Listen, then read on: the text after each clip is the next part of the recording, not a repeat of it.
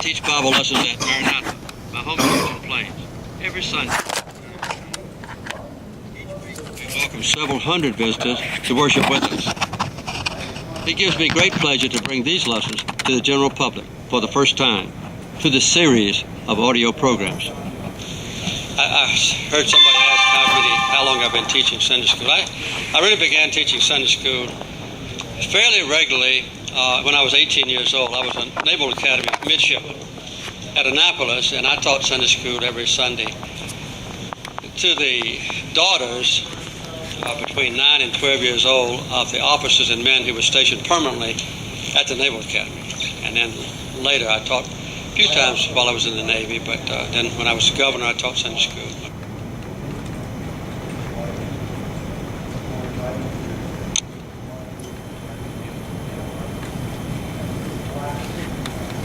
I have been teaching Sunday school my entire adult life.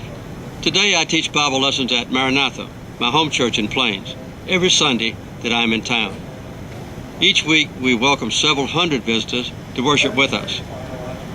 It gives me great pleasure to bring these lessons to the general public for the first time through this series of audio programs.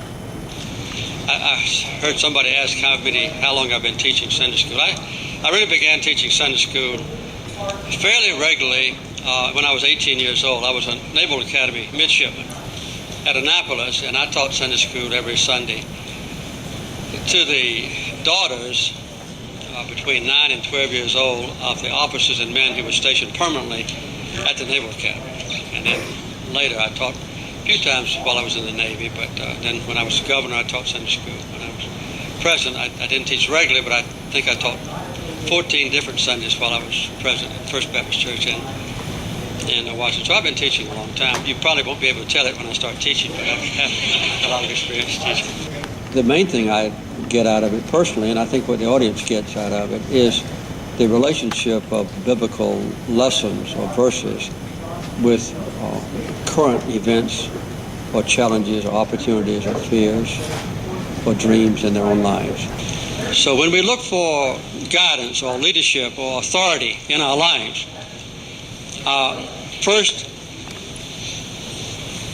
preference, our natural choice should always be the words and the actions and example and the authority of Jesus Christ.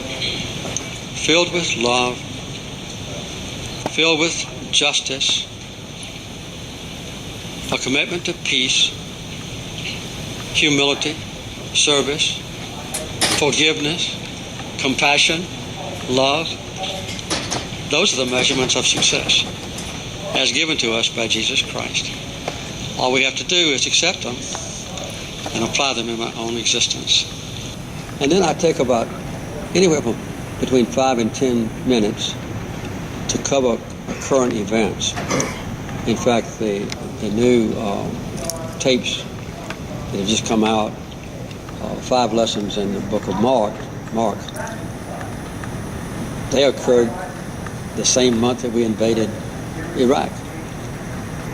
And I emphasized my own personal opinion that our invasion of Iraq was unjust, unjustified, unnecessary, and a contradiction of the basic teachings of Jesus Christ, whom we worship as a Prince of Peace.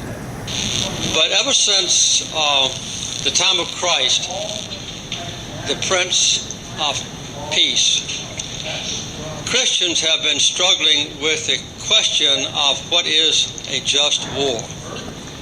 When is it permissible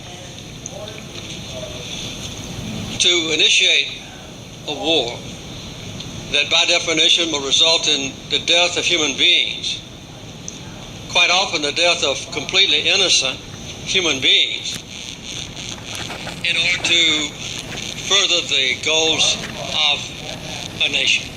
I also describe my own personal experiences with religion. I tell them about the setbacks I've had in my life, or the disappointments or failures, and how sometimes my own personal faith was shaken.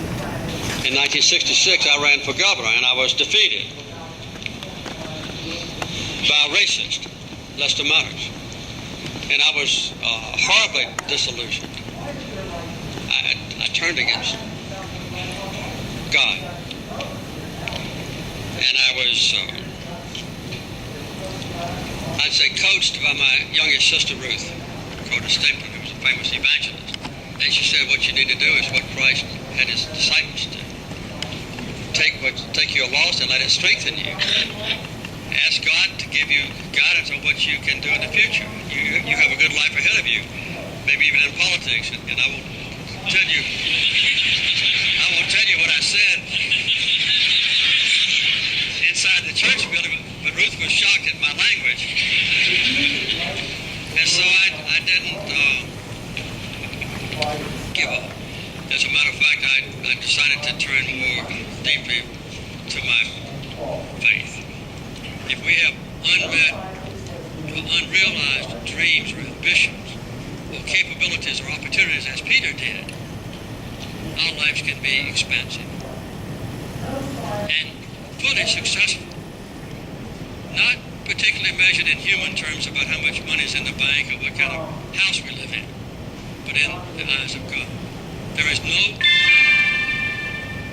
to the accomplishments of everyone in this audience. In the eyes of God Almighty, the Christian church is for every single